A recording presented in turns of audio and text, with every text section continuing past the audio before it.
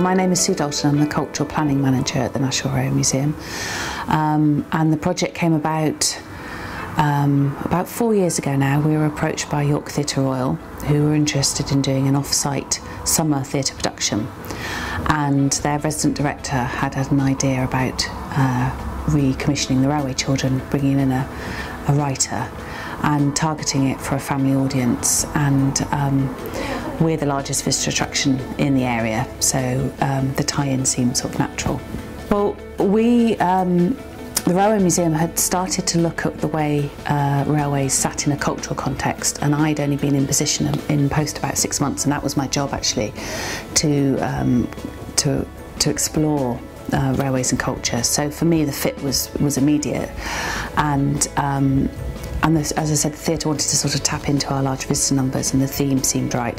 So initial discussions were, you know, where could we do it on site, and what sort of audiences it was going to be aimed at, and could we make a big mock-up of a train. And it was our head curator, head of knowledge and collections, who said, well, why don't we use a real train? And that completely then changed the whole nature of the project. It suddenly became a joint project, and we became the first museum, I think, to become an originating producer in a theatre production, which was, none of us really knew what we were doing. I think if we'd have known, we might have taken a step back at that point. I'll go, oh no, let's use a cardboard cutout.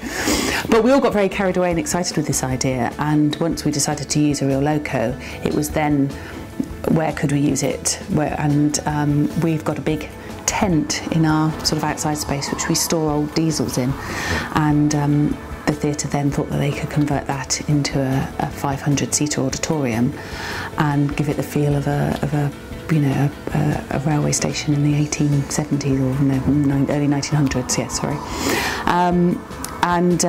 So the plan was born.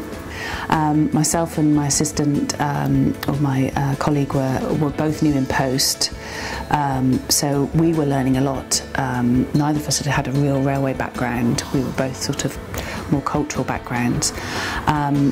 And the theatre were used to doing this sort of quick turnaround and quick responses, and nothing being real, I suppose, whereas in museum culture everything is real, precious, and everything takes a long time and has to be very considered. So there were huge learning curves, and there were quite a few times where I didn't think it was going to happen, because I just thought we couldn't get past these things. And not only were they using a real museum object, which is part of the National Collection, it's a very dangerous museum object, because it moves basically in and out of the production. And the theatre recreated the petticoat scene where she faints on the track in front of the moving loco. And there were all these conversations around why it was so difficult to do. And we're governed by track safety, the same as any railway operating company or the Network Rail or anything.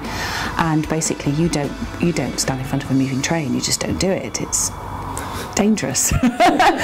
And when they made the film, the Railway Children film, they actually, because the theatre kept saying to us, well, they did it in the film, and we actually did a bit of research and actually found out they filmed it in reverse. So they started off with her in front of the train collapsing, and then pulled the train away from her, so she never stood in front of a moving train. So there were quite a lot of compromises had to be made with that, and we had to make sure that we were 100% happy with the safety involved in that scene. And that's still, I mean, the first time I saw it, my heart was in my mouth, and I just, I knew it was as safe as it possibly could be, but the theatre had worked their magic, and there was lighting and sound, and it made the train coming in look much faster.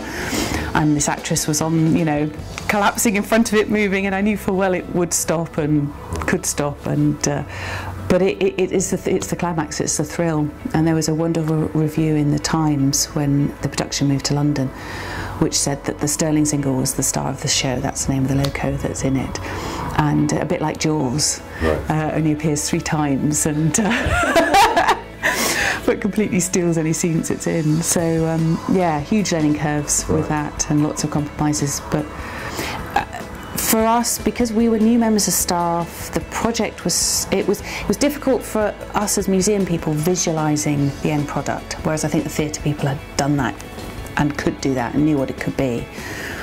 So it was quite difficult to get buy-in and support from the wider museum I mean, the second year when it ran, everyone was, you know, was delighted. They'd all seen it and loved it, and the response was fantastic, and it was much easier. But that was hard, getting everybody to realise that this was a good thing, and it would do the museum good, and why they should, you know, give up some of their precious time to move this and do that and support them, really. We're a national museum, we have a national reputation, and this was a very risky venture. We'd never done anything like this before. We've got our own in-house theatre company, which is just 2 or 3 actors who have done lots of railway stories and just sort of do in situ theatre. So that concept wasn't hard, but a full-scale commercial venture with a new writer, new direction. I mean, we'd put a lot of trust in what the theatre was doing, and I don't think we ever felt that what they would produce would. But there was still that, you had to be ready to take that risk. Well, we opened, it opened in 2008, and it was, the first few weeks were fairly steady away, and then suddenly the ripple effect started, so people had seen it and started talking about it, and it basically sold out sort of by the end of the run. And we did, the theatre did quite a lot of visitor analysis as to where people had come from, and they were blown away with the analysis. And we were, I mean, we're a national, but we're used to people coming within an hour and a half's ride from us, although we do get people who will come to us, you know, every now and again. But it was already, had become a sort of national. We had people coming down from Edinburgh, coming up from London, even from Cornwall. And then the amount of time some people came to see the production was phenomenal. So we realised that we had a hit on our hands, so to speak. So the theatre then very quickly said, would we be prepared to put it on another year? And for us, it had brought 24,000 extra visitors over the summer period. So for us, it seemed, you know, crazy not to do it again. And as I said, all the hard work in a way had been done. You know, we'd broken that ground. So we put it on for a second summer, and it sold out almost straight away. We sold 28,000 tickets in the second summer, and a London producer came up and saw it and said that he would like to take it to London, or would we all be interested in that as an idea. And it was sort of like, oh wow. And of course the hardest thing is it can't go into a theatre because you need space for a full-size train and tracks. So we worked very hard with them trying to find somewhere where it could appear in London, and it's actually just closed at Waterloo, in the old Eurostar terminal at Waterloo, which again was converted into a theatre. So the theatre sort of built around the track, and they made it into a 1,000-seat theatre, and 165,000 people have seen it since it opened in July. So again, it's done very well. And now it's going forward. Well, hopefully, it's hopefully having a second season at Waterloo, and the plans are that it will go to Toronto in the spring. And that's not been completely 100% confirmed, but we're working towards that as an aim. We'll be shipping the loco over there because it's our loco. We were driving the train. We've always driven the train. A member of our staff has always driven the train. We've worked a lot since with the theatre. We've got a fantastic relationship with them. We've worked with them on all sorts of things. We're looking at a big redisplay, and they've been helping us with advice on how much we use theatre in this big redisplay. We've been working together on a project for an app. And we are looking in the future again for another production, right, possibly sort of 2014, 2015. And I think we just have a very close sort of relationship now, and speak and see each other fairly regularly, sort of director and chief exec sort of thing. And we've won awards together, you see, which is always wonderful. We won lots of sort of tourism, best visitor experience award, all those sorts of things, best, you know, seasonal production. So we've been around the country sort of picking up awards together, and so it's been great, really good fun as well. I think it's well, the Railway Museum has always had fantastic partnerships with other railway museums and with heritage railways, and in other railway museums around the world. We've always been very comfortable with that, but we've not really had relationships like this with other cultural organisations. So I think it's realised the potential for that, and we're building an art gallery now.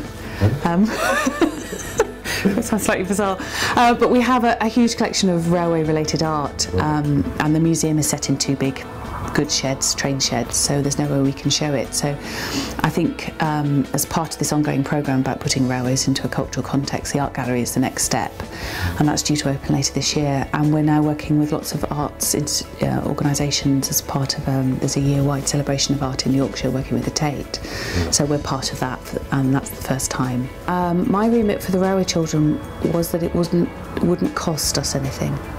It would be cost neutral, but would bring in visitors, and then we depend on secondary spend.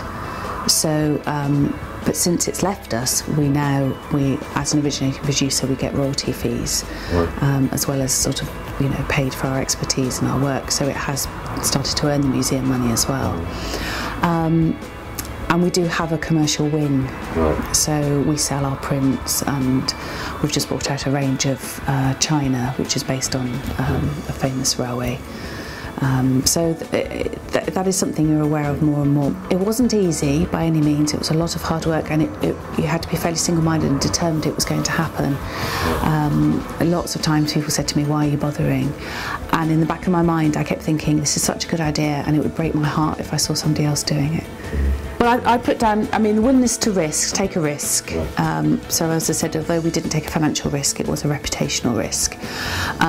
Patience and ability to see things from your partner's point of view, your working partner, because especially if it's someone you've not worked with before, they won't understand, and they'll have come from. One of the huge problems we had, our technicians that are on site work 7 in the morning till 3 in the afternoon.